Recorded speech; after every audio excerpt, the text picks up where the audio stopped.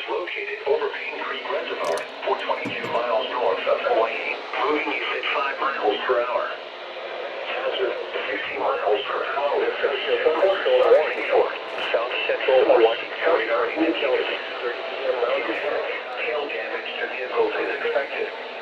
Expect wind damage to roofs, siding, entry Pain Creek Reservoir, 422 hazards include Pain Creek Reservoir, Tyndall Ridge, Highway 51 and Grasmere. For your protection, move to an insured area on the lowest floor of the building. Radar indicated. Impact hail damage to vehicles is expected.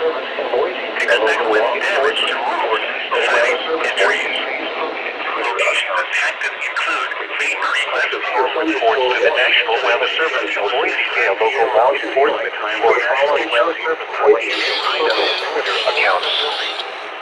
When safe to do so, please relay storm reports to the National Weather Service and Boise via local law enforcement for National Weather Service Boise Facebook and Twitter accounts. Repeating, a severe thunderstorm warning has been issued until 6:30 p.m. to daylight time for the following county: Owhyee, Idaho. 422 miles north of Owhyee, moving east at 5